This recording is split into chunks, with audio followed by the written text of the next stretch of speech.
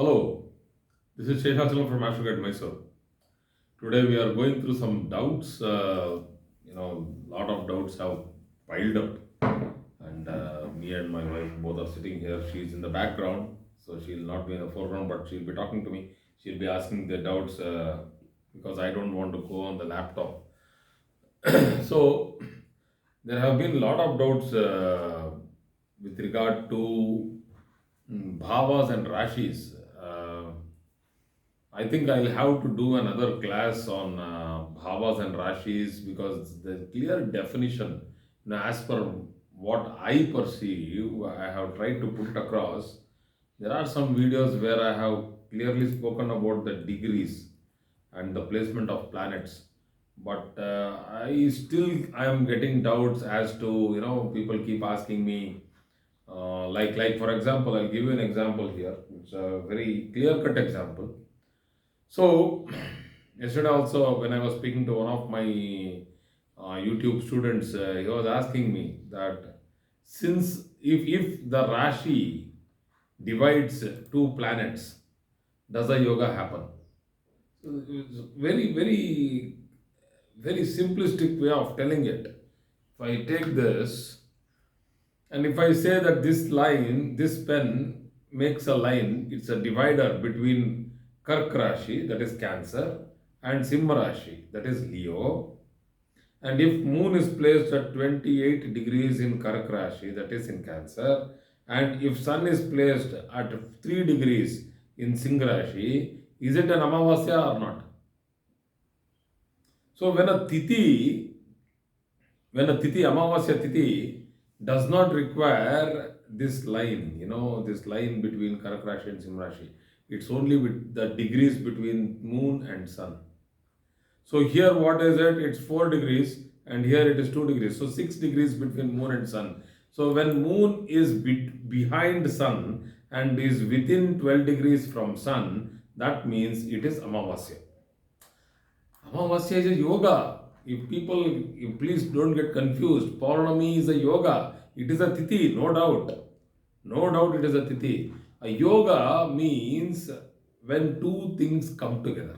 So here, a yoga is two conditions which are coming together. That is moon, a planet, sun, a planet. So these two planets, when they are within 12 degrees and moon is behind sun, that is Amavasya. So this particular definition does not involve whether it is in Karkataka Rashi, whether it is in Meena Rashi, or whether it is in Sagittarius. The lines of the Rashis are not involved in this formation of a yoga. The same way, people are asking me umpty number of questions with regard to Sasa Yoga. That's I don't know why Saturn pulls so many people to the internet. But anyway, Sasa Yoga, highest viewed video on internet in any channel. The reasons are maybe because there is a mythical hype and with Saturn itself, people are afraid of Saturn. Maybe let's not go into that. But Sasa Yoga, the yoga very clearly defines that Saturn has to be placed in its own sign or in the Mula Trikona or in exaltation. So I'm adding Mula Trikona, but anyway, it is also in the own sign only. So if Saturn is in Makara Rashi and Saturn is in Kumbha Rashi, that is Capricorn and Aquarius, and Saturn is exalted, if not and or, if it is in Makara or Kumbha or exaltation, and now the and means this is the combination. That is why it is called a yoga.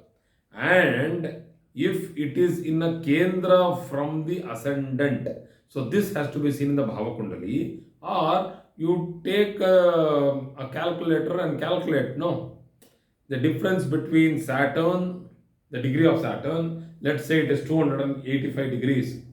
The Lagna is at 15 degrees. So you minus it.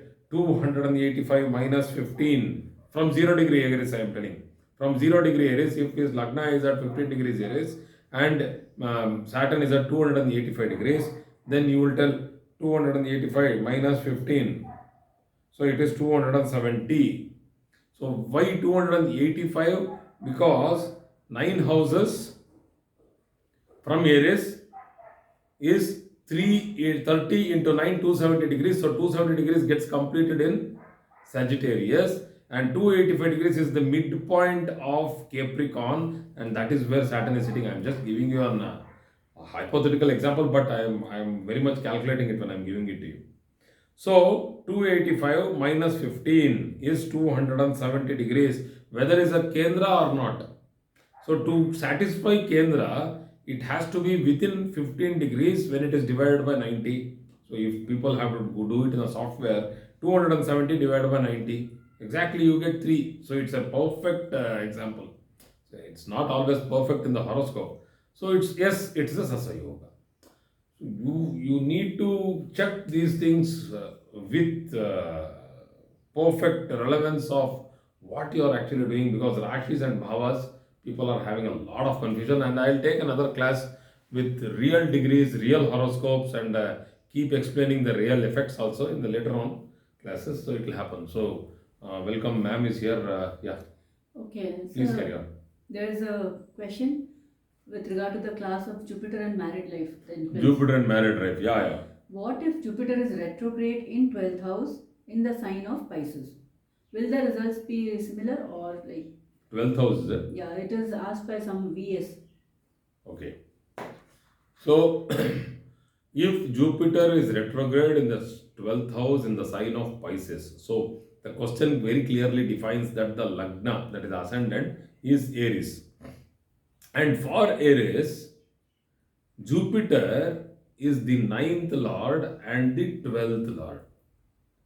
So when I was defining the aspects for married life, I very clearly am taking up only 12, 1, 2, 6, 7, 8. I am taking that dumbbell shaped kind of, the infinity kind shaped of thing, which I drew it, 1, 12, 1, 12 and 2. 2, 1, 12 is one arc of 30, 30, 30, 90 degrees, and again 90 degrees here. So I'm taking that particular shape. So that means, yes, this particular question pertains to this chapter because Jupiter is placed in the 12th house. Fine. So what is Jupiter? It is wisdom. And wisdom is exalted with regard to its retrogression in the 12th house. I'm not telling the planet is exalted. I am telling you that wisdom is exalted. The person is having. So this is related to the married life concept. Yeah. The person is having very high wisdom in the 12th house. So what is 12th house? 12th house means pleasure, realizing pleasure. Why do you need wisdom to realize pleasure until and unless it is a pleasure of bliss, spirituality, and achieving great goals in life? Here we are talking about married life. It is pleasure with your spouse, having good time with your spouse, having intimate time with your spouse. The lesser the wisdom, the better. So I think I have answered. Retrogression means the person will have eccentric behavior because of the influence of a retrograde planet like Jupiter, which actually shifts or alters the wisdom by asking a lot of proof, a lot of, this actually affects behavioral changes also, because the 12th house is also a sort of understanding the Lagna, because it is the way the Lagna gets refined. The Lagna gets refined because of the 12th house. So Jupiter retro in the 12th house can give anxiety, can give some, people having doubts and all these things. So there might be some difficulties in understanding the spouse and also making yourself clear to the spouse. So there is Yes, this particular position of Jupiter in the 12th house is not that great. The perception will be different. Yeah, perception with regard to how to realize senses will be different. Yeah. Next question. It is by Gonter Odium. Sir, is there any special significance when Venus, or for that matter, any planet is very closely conjunct with Sun, less than 1 degree? This is with regard to combustion of Venus. So, any planet which is combust. Obviously, see, I told inner planets like Mercury and Venus can be combust and can be on either side of Sun because their orbit is within the orbit of Earth and Sun. So the orbit of Earth is bigger when compared to the orbit of Mercury and Venus, which are inside. So that means Mercury and Venus can become combust when they are in between Sun and Earth, and also when Sun is between Mercury and Earth. So same thing can happen to Venus also. It is a little peculiar in this case, but for other planets like outer planets like Mars, Saturn, and Jupiter, they get combust only when Earth, Sun, and Jupiter are in line. So that means when Jupiter is behind Earth or somewhere in a square of Sun, they don't get combust. So they have to be behind. Astronomically, they have to be behind. This has to be Sun, this has to be Jupiter, and this has to be Earth. So that line, and when you see the celestial sphere, you get some particular nakshatra or rashi, and they all are in the same line and they get combust.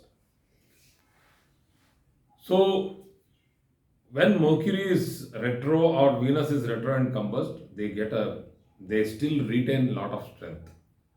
But when Jupiter, Saturn, Mars, these planets get combust within 1 degree, they lose a lot of strength. And why they lose a lot of strength is Sun is huge.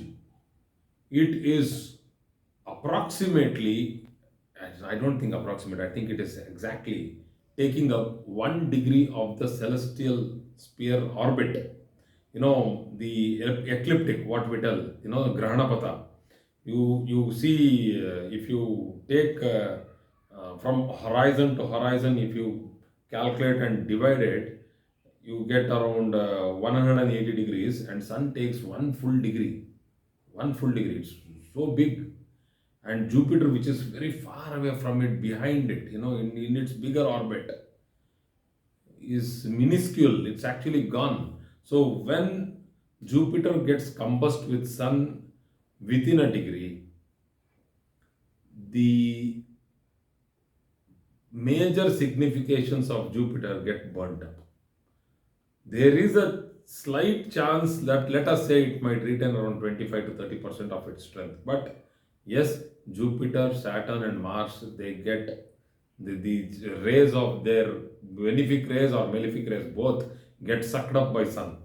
So it actually becomes a barrier. So there is very less aspect or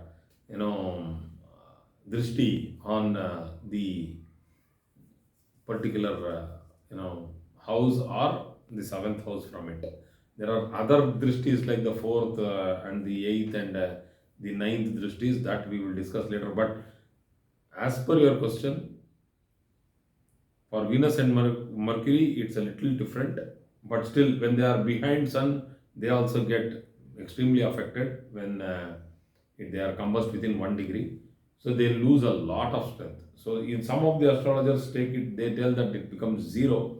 I don't believe that it becomes zero because each planet has its natural strength to as per astronomy we all know that even Jupiter is so big and Saturn is so big that the sun rays itself, they get bent towards Jupiter when they are going there. So the gravitational power is huge, it's not small. But still, compared to Sun, Jupiter is minuscule. So it affects, and it affects very huge. So you can understand if you are living with a person with any of these combustions, you can understand how tough that person would face in his life to understand the significations of that planet which has got combust. It is something like losing one color in the spectrum, and whatever you do, you are color blind with one color. That's because it's got combust.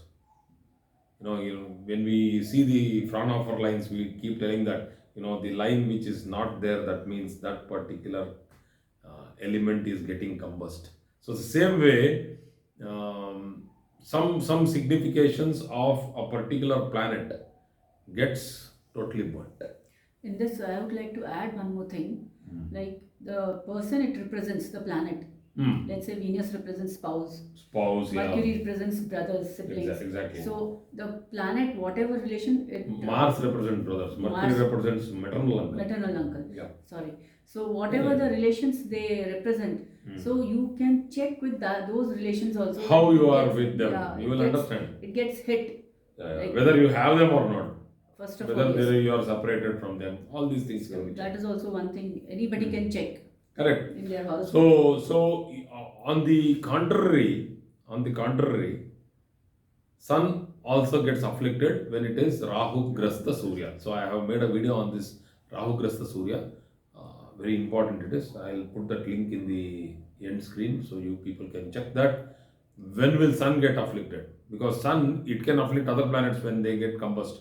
But when will Sun get afflicted? When the fireball is within the smoke or the dust. It can't do anything. It cannot simply make the smoke go away. I have one question. Here, when Sun is with Rahu, is it bad compared to Sun with Ketu? So which is bad? Which is, this is for the audience, I'm asking you this question. Very tough question, okay. Just in 2 lines, we will do a separate class on this. See, good in the sense that you are talking about the mindset of the person or the physical nature of the person. The general well-being of a person when Sun is with Ketu and when Sun is with Rahu, which is better comparatively? Which should be a little better?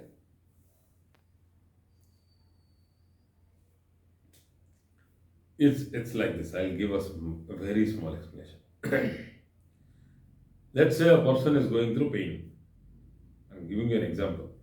Let us say a lady is going through pain. From 1 full year she is going for diagnosis, she is not getting diagnosed. Finally, they come to know that there is a ovarian cancer or there is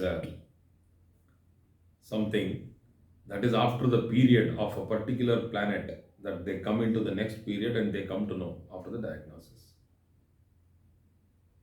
The period where she was suffering and later she came to know why she was suffering is Rahu, Sun Rahu. I'm just giving you a very crude example. Yeah, just a small example. Yeah. Reverse it for Sun Ketu. Everything is fine. One of my, when I had a tenancy, I was actually a tenant of a building.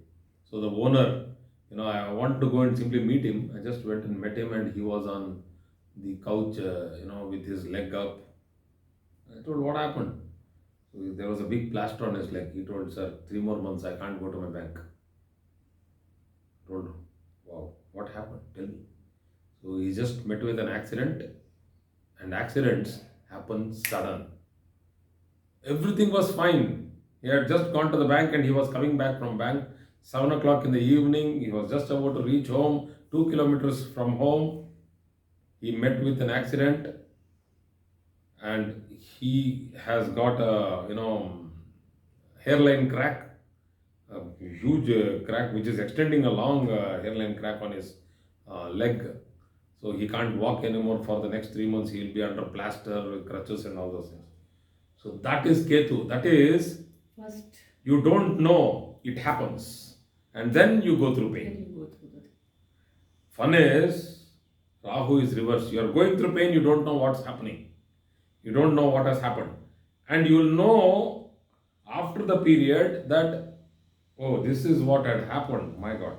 Okay. The other way around is Ketu. It will happen. You don't know. You will not have, even in the blink of the eye, it would have happened. It will happen. And then you will go through pain. It's as good as me telling that a flash flood came in Uttarakhand in India. Many people lost their lives. There are many people still searching for their relatives, they are not even, there is no trace. This is Ketu.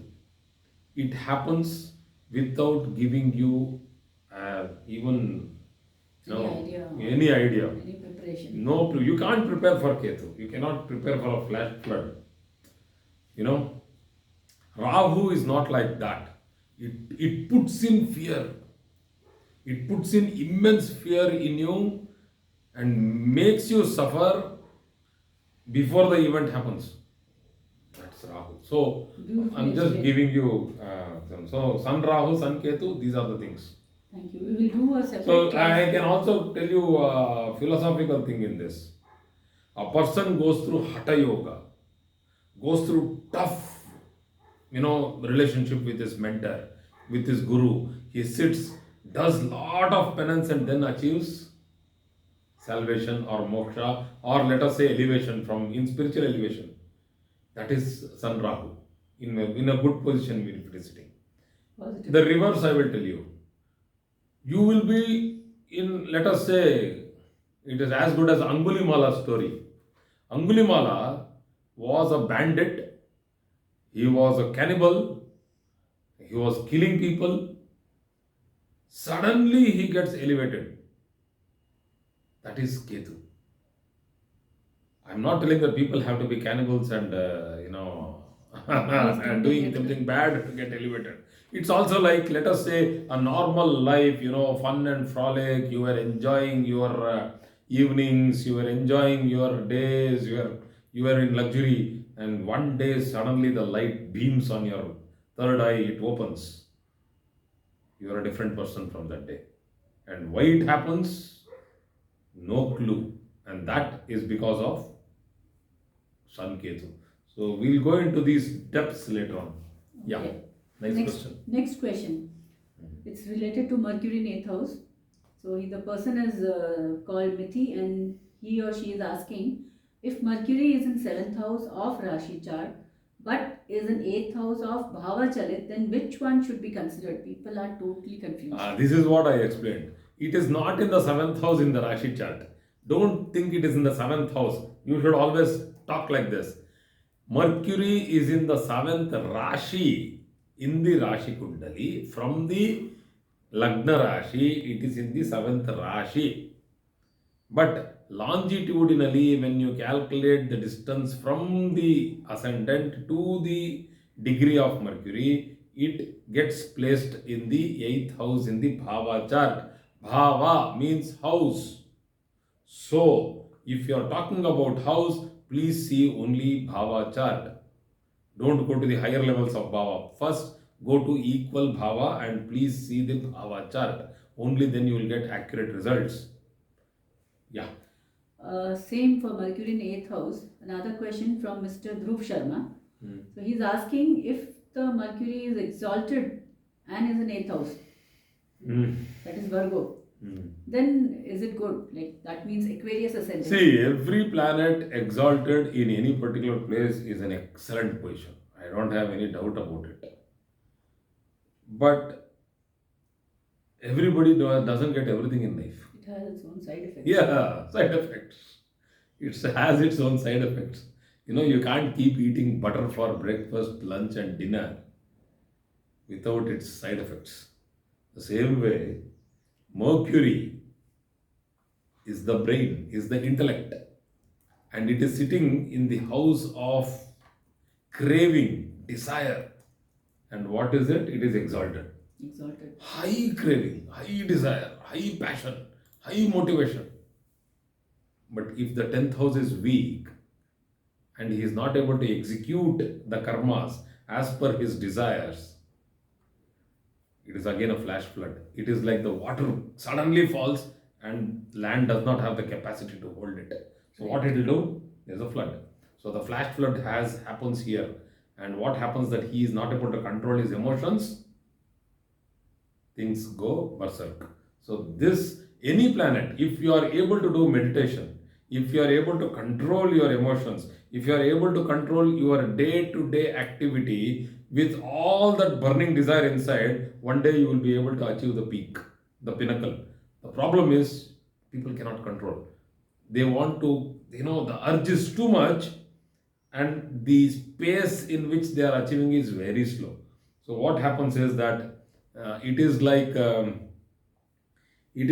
let us say, I'll give you no, my examples, I don't know, I keep getting them. So it is like, you have a strong Rottweiler dog, you're taking it for a walk, it's on a leash, it wants to go, but you are not letting it go. You are holding the leash tight. So it's pulling you, and you're telling, no man, you come back. So it's like the Rottweiler. You don't want to go in the Rottweiler space. You can't run.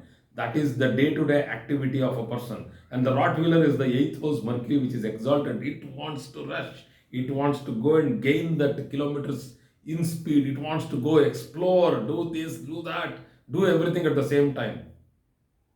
Doesn't happen. So this is the problem with people with exalted Mercury in the eighth house.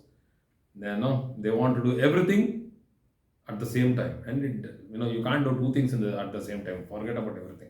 So if you are able to control your emotions, if you are able to focus and organize, Channelize. which is very tough. That's why the Gurujis of the Rishikesh and the Haridwars and the Himalayas, they are all famous. Why are they famous? Are they PhDs, doctorates? No. They know how to bring your unnecessary emotion and force into control. They know how to make the Rottweiler walk. They'll not, they'll train that Rottweiler. It will come next to your leg. It will not pull you. So just imagine the Rottweilers in everybody's brain, they keep pulling. Very dangerous. Yeah, tell me. Okay, here we have I gave a dog's experiment. next question Yeah. by Mr. Aditya Awasthi. Yeah. So he's asking, what if retro Venus is there in 7th house for Gemini ascendant? Gemini Fifth Lord. and 12th Lord. Fifth Lord and 12th Lord Retrograde. becomes retro, In 7th house. and in 7th house, Karako Bhavanashaya. Openly. Simple Venus sitting in the 7th house always doesn't give Karako Bhavanashaya. It gives you good marriage. But a retro Venus in the 7th house, oh my God. So the desire to spiritually evolve is there in this chart, because the 5th Lord and the 12th Lord, both are these both lords are of spiritual value, because the 5th house means Pura Punya, the 12th house means Moksha, and Venus is the Karaka for the 12th house. It also has that spiritual inclination. Problem is that Venus is the planet, the only planet which can give you pleasure, and it is sitting in the house of intimate relationship, and it is retro. So usually when normal Venus sits in the 7th house, there is a lot of beautiful relationship with people. I'm telling you, pure Venus, fantastic relationship. If it is malefic, then the reverse. So here it is retro. There will be a lot of fear in the person to even talk to the opposite gender. But there will be a lot of desire to talk. So a lot of desire to communicate. So there will be a lot of difficulty. So if there is a weak Mars in the chart, then the person will be an introvert. Weak Mars and a weak Mercury. But if there is a strong Mars and a strong Mercury, I think this can be overcome.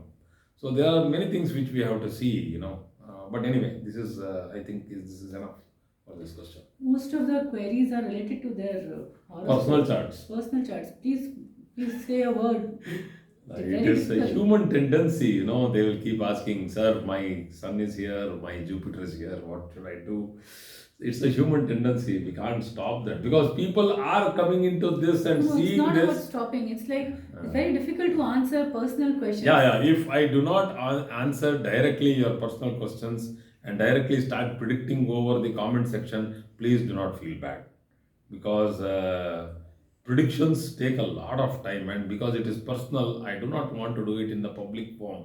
Yeah. Public forum is for, let us say, and this particular YouTube discussions, what I am doing is purely for studies. And anyway, it's also for enthusiasts who wants to know what is astrology, because I don't want people to simply tell astrology is this, astrology is that, you don't get anything from that. you don't know anything about astrology, but you are talking about astrology. I don't want that. So I am here, I am talking about astrology. Please come listen to my talk. Then you judge whether astrology is really required or not, because it's a very spiritual subject. It's a high level intellectual subject.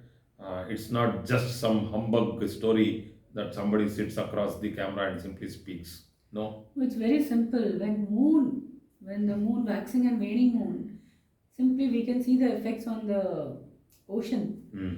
So that means other planets also have effect, right? Every planet has. The only thing is that the Every degree wise planet it has. differs. Yeah. So it's Moon like- has a lot of effect. That is because it's very close to Earth. We are on Earth. Geocentric system is used. That is, we think that Earth is the center of everything. This particular geocentric system is used only with reference to our requirement. We keep Earth as, stationary.